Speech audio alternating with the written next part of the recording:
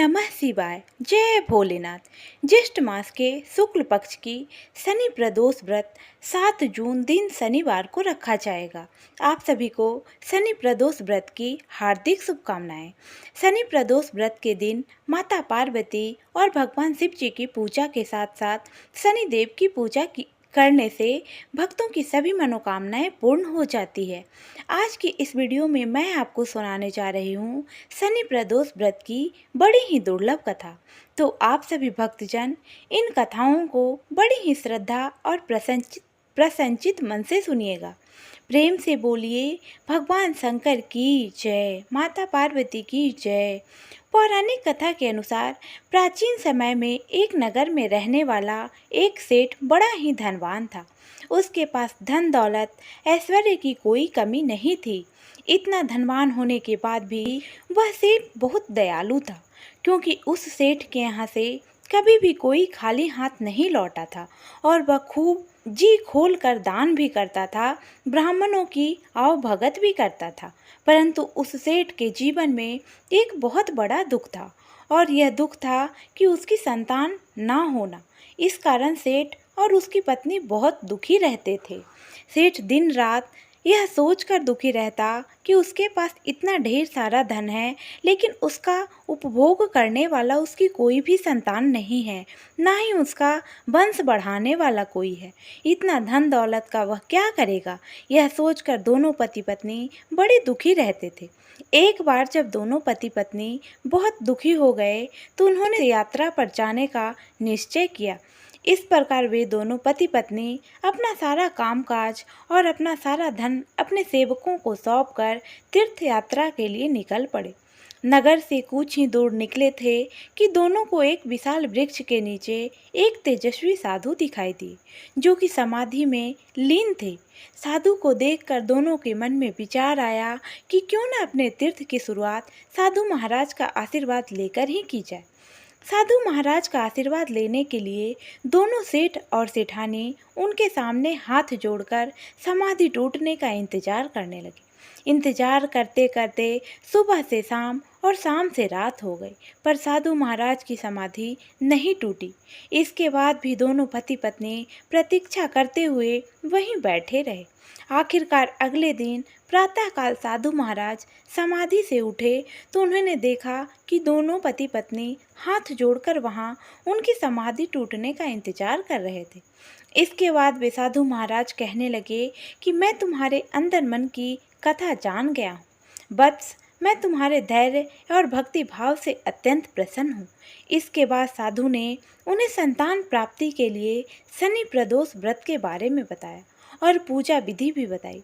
साधु महाराज ने सेठ और सेठानी से कहा कि इस व्रत को तुम पति पत्नी मिलकर श्रद्धा और भक्ति भाव के साथ करो और सभी नियमों का पालन कर भगवान शिव और पूरे शिव परिवार की पूजा करो। साथ ही शनि देव की पूजा भी करना। इस व्रत के प्रभाव से तुम्हें संतान सुख अवश्य प्राप्त होगा। साधु महाराज के ऐसे वचनों को सुनकर सेठ सेठानी के मन का दुख कुछ कम हुआ। वे बड़े प्रसन्न होकर उनका आशीर्वाद लेकर तीर्थ यात्रा पर निकल पड़े। जब तीर्थ यात्रा पूर्ण हुई तो दोनों अपने घर लौटे। फिर उन्होंने साधु महाराज के कहे अनुसार शनि प्रदोष व्रत का पालन किया। इस व्रत के प्रभाव से सेठ जी के घर एक सुंदर बालक ने जन्म लिया। इस तरह जो भी भक्त नियम पूर्वक श्रद्धा और पूजा पाठ करता है और शनि प्रदोष व्रत के नियमों का पालन करता है, शनि देव और भगवान शिव उनकी सभी मनोकामनाएं पूर्ण करते हैं, उनके जीवन के सभी दुख दूर करते हैं। तो प्रेम से बोलिए शंकर भगवान की जय, शनि देव महाराज की जय। अब आप सुनिए भगवान शिव की कथा। बहुत समय पहले वास्कल नामक गांव में बिंदुक नाम का एक ब्राह्मण रहता था। वह अधर्मी, दुराचारी और महापापी था। उसकी स्त्री बहुत सुंदर थी। उसका नाम चंचुला था। वह सदा उत्तम धर्म का पालन करती थी, परंतु बिंदुक वैश्यागामी था। इस तरह कुकर्म करते हुए बहुत समय व्यतीत हो गया। उसकी स्त्री काम से पीड़ित होने पर भी सधर्म नाश भय के कलेश से सहकर भी काफ़ी समय तक धर्म भ्रष्ट नहीं हुई, परंतु आगे चलकर वह भी अपने दुराचारी पति के आचरण से प्रभावित होकर दुराचारी और अपने धर्म से विमुख हो गई। इस तरह दुराचार में डूबे हुए उन पति पत्नी का बहुत सा समय व्यतीत हो गया। वैश्यागामी दूषित बुद्धि वाला वह दुष्ट ब्राह्मण बिंदु समय अनुसार मृत्यु को प्राप्त होकर नरक में चला गया। बहुत समय तक नरक के दुखों को भोग कर वह मूढ़ बुद्धि पापी विंध्य पर्वत पर भयंकर पिशाच हुआ। इधर उस दुराचारी बिंदु के मर जाने पर वह चंचुला नामक स्त्री बहुत समय तक पुत्रों के साथ अपने घर में रहती रही। पति की मृत्यु के बाद वह भी अपने धर्म से गिरकर पर पुरुषों का संग करने लगी थी। सती विपत्ति में भी अपने धर्म का पालन करना नहीं छोड़ती। यही तो तप है, कठिन तो होता है लेकिन इसका फल मीठा होता है। एक दिन देव योग्य से किसी पुण्य पर्व के आने पर वह अपने भाई बंधुओं के साथ गोकर्ण क्षेत्र में गई। उसमें तीर्थ के जल में स्नान किया और बंदी जनों के साथ यहाँ वहाँ घूमने लगी। वह एक देव मंदिर में गई। वहाँ उसने एक ब्राह्मण के मुख से भगवान शिव के परम पवित्र एवं मंगलकारी कथा सुनी। ब्राह्मण कह रहे थे कि जो स्त्रियां बेविचार करती है वे मरने के बाद जब यमलोक जाती है तब यमराज के दूत उन्हें तरह तरह की यंत्रणा देते हैं कि वे उसके कामांगों को तपते लोहे के डंडों से दागते हैं, तपते लोहे के डंडों से उसका संसर्ग कराते हैं। यह सारे दंड इतनी वेदना देने वाले होते हैं कि जीव पुकार पुकार कर कहता है कि अब वह ऐसा नहीं करेगा, लेकिन यमदूत उसे छोड़ते नहीं हैं। कर्मों का फल तो सभी को भोगना पड़ता है। देव ऋषि मनुष्य सभी इससे बंधे हुए हैं। ब्राह्मण के मुख से यह वैराग्य बढ़ाने वाली कथा को सुनकर चंचुला भय से व्याकुल हो गई।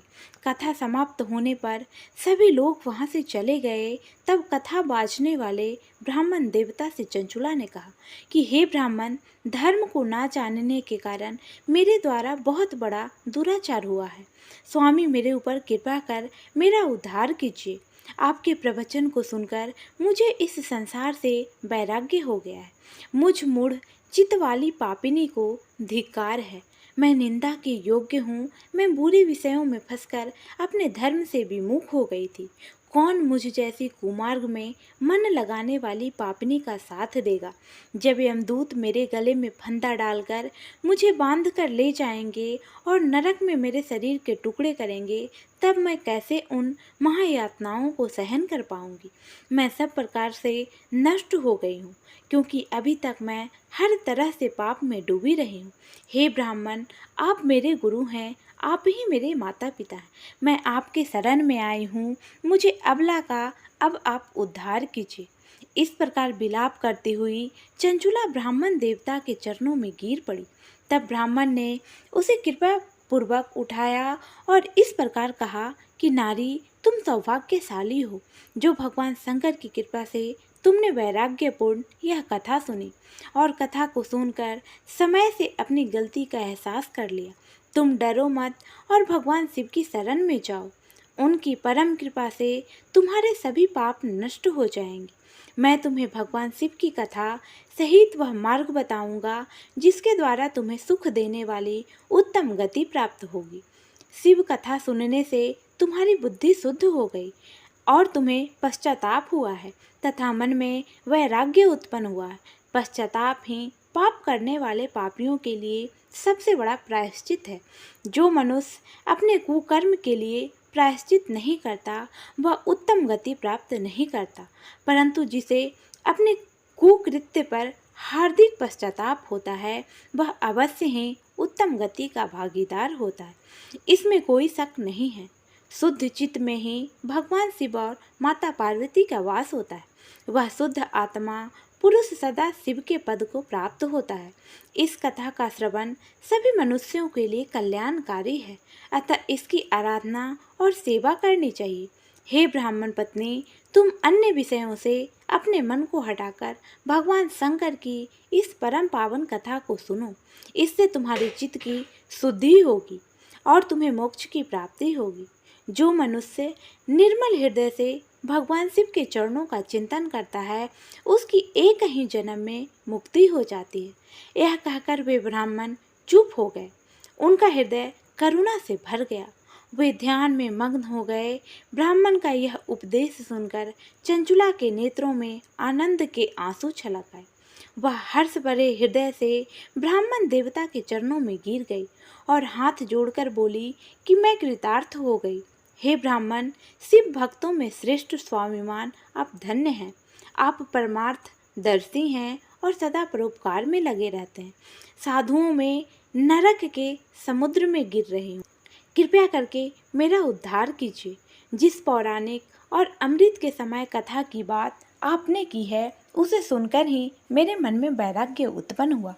उस अमृतमय कथा को सुनने के लिए मेरे मन में बड़ी श्रद्धा हो रही है। कृपया आप मुझे उसे सुनाइए। कथा सुनने की इच्छा मन में लिए हुए चंचुला उन ब्राह्मण देवता की सेवा में वहीं रहने लगी। उस गोकर्ण नामक महाक्षेत्र में उन ब्राह्मण देवता के मुख से चंचुला भगवान शिव की भक्ति, ज्ञान और वैराग्य बढ़ाने वाले और मुक्ति देने वाली परम उत्तम कथा सुनकर कृतार्थ हुई। उसका चित्त शुद्ध हो गया। वह अपने हृदय में शिव के सगुण रूप का चिंतन करने लगी। वह सदैव शिव सच्चिदानंदमय स्वरूप का स्मरण करती थी। इसके बाद अपना समय पूर्ण होने पर चंचुला ने बिना किसी कष्ट के अपना शरीर त्याग दिया। उसे लेने के लिए एक दिव्य विमान वहां पहुंचा। यह विमान शोभा साधनों से सजा था और शिवगणों से सुशोभित था। चंचुला विमान से शिवपुरी पहुंची। उसके सारे पाप धुल गए। वह दिव्य रूप धारिणी दिव्यांगना हो गई थी। वह गौरांगी देवी मस्तक पर अर्धचंद्र का मुकुट और अन्य दिव्य आभूषण पहने शिवपुरी में पहुंची। वहां उसने सनातन देवता त्रिनेत्रधारी महादेव शिव को देखा। सभी देवता उनकी सेवा में भक्ति भाव से उपस्थित थे। उनकी अंग कांत करोड़ों सूर्यों के समान प्रकाशित हो रही थी। 5 मुख और हर मुख में 3-3 नेत्र थे। मस्तक पर अर्धचंद्र आकार मुकुट शोभायमान हो रहा था। कंठ में नील चिन्ह, उनके साथ में देवी गौरी विराजमान थी, जो विद्युत पुंज के समान प्रकाशित हो रही थी। महादेव जी की कांत कपूर के समान गौर थी। उनके शरीर पर श्वेत वस्त्र थे तथा शरीर के श्वेत भस्म से युक्त था। इस प्रकार भगवान शिव के परम उज्जवल रूप के दर्शन कर चंचुला बहुत प्रसन्न हुई। उसने भगवान को बारंबार प्रणाम किया और हाथ जोड़कर प्रेम, आनंद और संतोष से युक्त होकर विनीत भाव से खड़ी हो गई। उसके नेत्रों से आनंद के आंसुओं की धारा बहने लगी।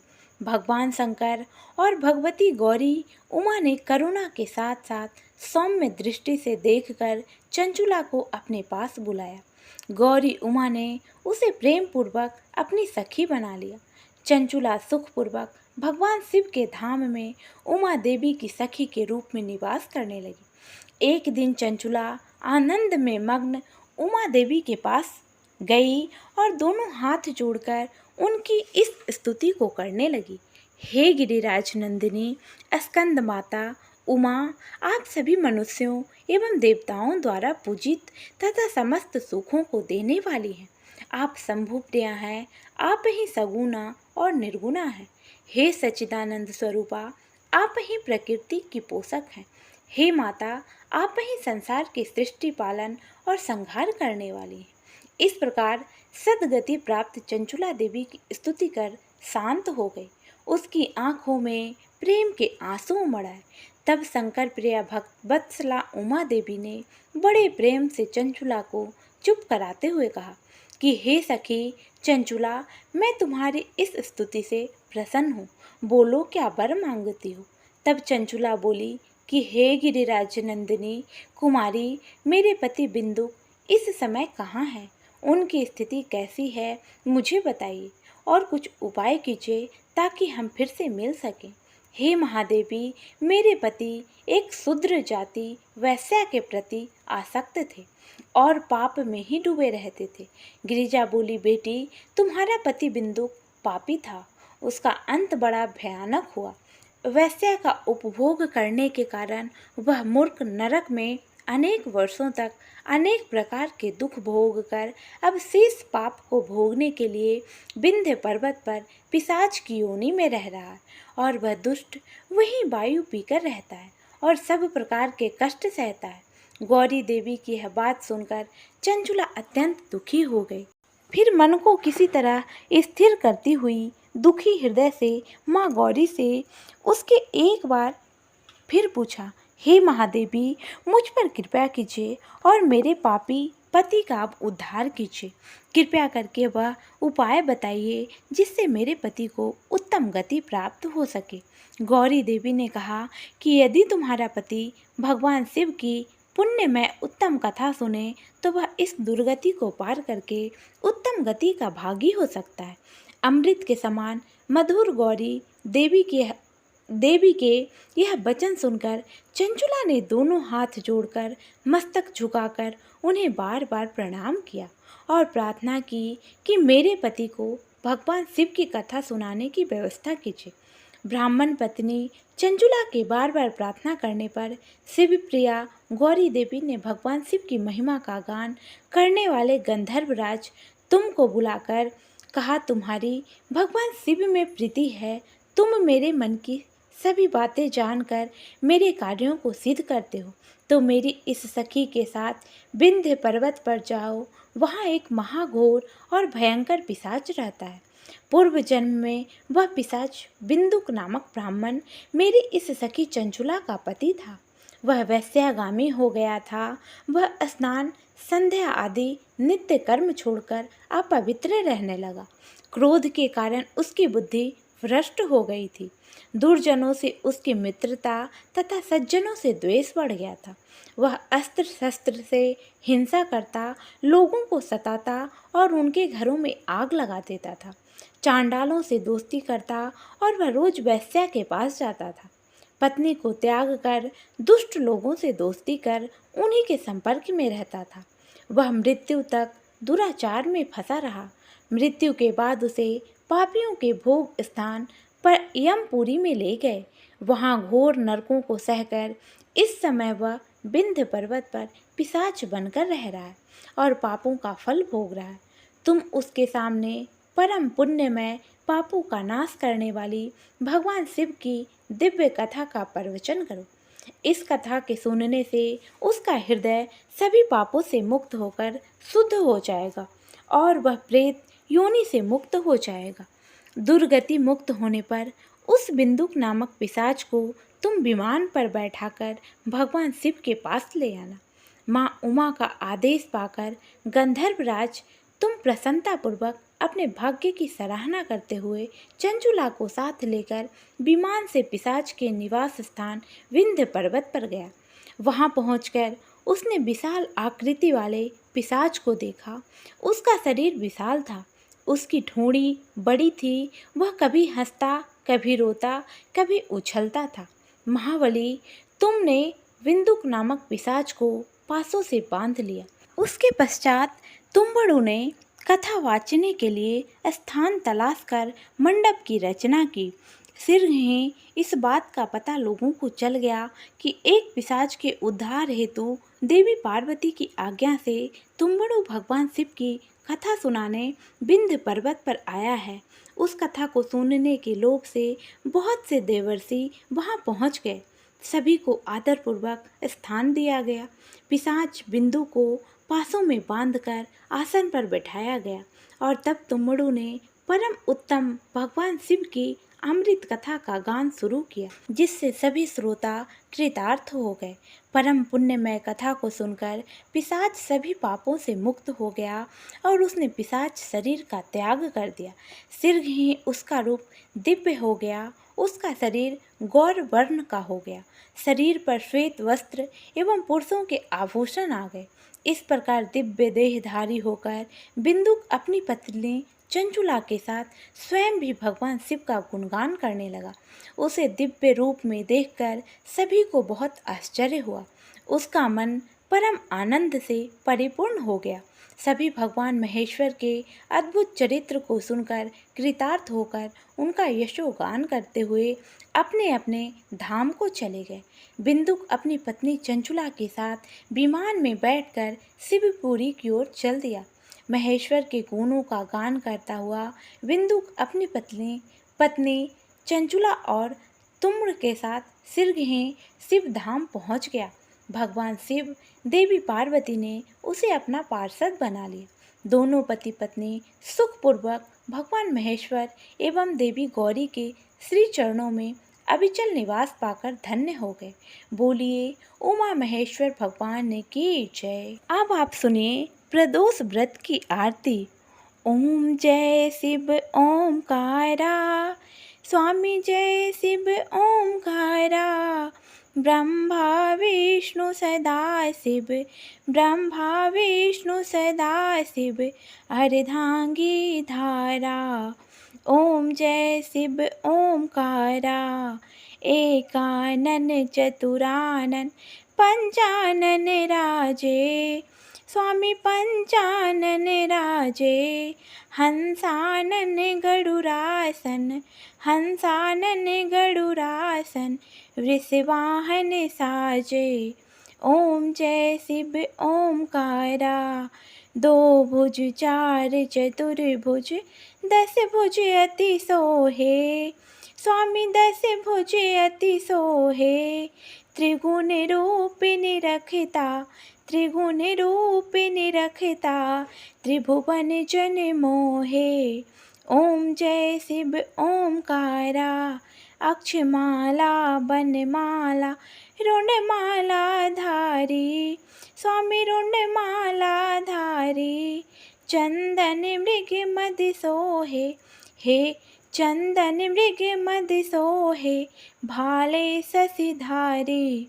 ओम जय शिव ओमकारा, श्वेतांबर पीतांबर बाघंबर अंगे। स्वामी बाघंबर अंगे, सनकादिक गरुड़ादिक, सनकादिक गरुड़ादिक, भूतादिक संगे। ओम जय शिव ओमकारा, प्रभु जय शिव ओमकारा। कर के मध्य कमंडल, चक्र त्रिशूल धारी। स्वामी चक्र त्रिशूल धारी, सुखकारी दुखहारी, सुखकारी दुखहारी, जग पालनकारी। ओम जय शिव ओमकारा, ब्रह्मा विष्णु सदा शिव, जानते अविवेका। स्वामी जानते अविवेका, प्रणवाक्षर में शोभित, प्रणवाक्षर में ए तीनों एका। ओम जय शिव ओमकारा, त्रिगुण स्वामी जी की आरती जो कोई नर गावे। स्वामी जो कोई नर गावे, कहते शिवानंद स्वामी, कहते शिवानंद स्वामी, सुख संपत्ति पावे। ओम जय शिव ओमकारा, ओम जय शिव ओमकारा। ब्रह्मा विष्णु सदा शिव, अर्धांगी धारा। ओम जय शिव ओमकारा, ओम जय शिव ओमकारा। प्रेम से बोलिए भोलेनाथ की जय।